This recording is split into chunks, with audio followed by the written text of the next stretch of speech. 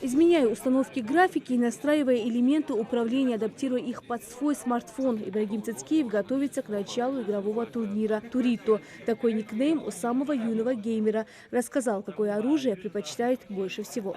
МК, М4.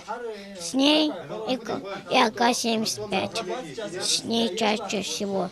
Онлайн-шутер PUBG Mobile за короткое время сумел завоевать популярность как среди начинающих геймеров, так и среди заядлых профессионалов в мире киберспорта. Игра рассчитана на самую разную возрастную категорию, и потому только перед турниром зарегистрировалось больше 150 игроков, а это 35 команд, связанных одним сервером. К примеру, Ваха Евлоев вместе с братьями по оружию уже готовится штурмовать новую местность. Если будем далеко друг от друга, то есть если одного какого-нибудь нокнуть, то есть мы ему поддержку оказать не сможем, потому что будем просто далеко от него, то есть добежать не сможем. Поэтому держимся максимально близко, но так, что и не мешать друг другу.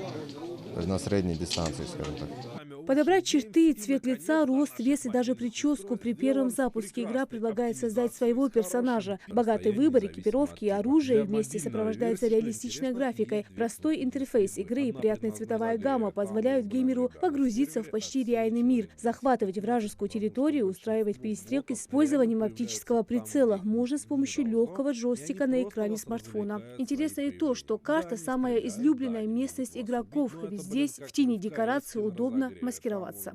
Мы сейчас зашли в зону, вот зона, она будет смещаться, и в конце образуется маленький круг. Тот, кто останется наружу вот этого круга, умирает.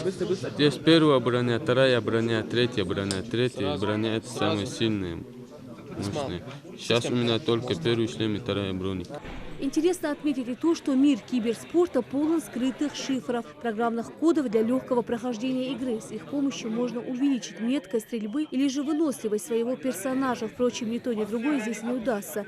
Ведь за геймерами строгий контроль. По словам Хайрудина Гадабушева, ребята сами не допустят онлайн-обмана. Они пришли сюда познакомиться друг с другом и приятно провести время. Это всеми известная игра, онлайн-игра, которую играет почти вся республика. Поэтому мы решили сделать такой дружеский такой жест между командами со всеми. Уже решили создать вот такой конкурс и созвали всех желающих. Когда уже запланировано было уже создать вот этот конкурс, многие проявили желание не то чтобы на выигрыш, а чисто на участие. В киберсоревнованиях, как и в любых других состязаниях, есть свои победители. Так команда «Справедливый» уверенно завоевала первое место, разделив между собой призовой фонд в 30 тысяч рублей.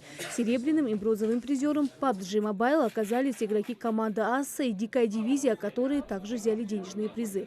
Сертификат на 10 тысяч рублей и третье место получает команда Цездоева Магомеда. По словам организаторов турнира, место проведения игры выбрано не случайно. Горная Ингушетия, полная живописных мест для уединения и покоя, сегодня стала площадкой для энергичного современного времяпрепровождения, масштаб игры которой в дальнейшем планируется развернуть на весь Северокавказский округ. Лина Цичоева, Адам Мережков, Магомед Белакиев, Новости 24.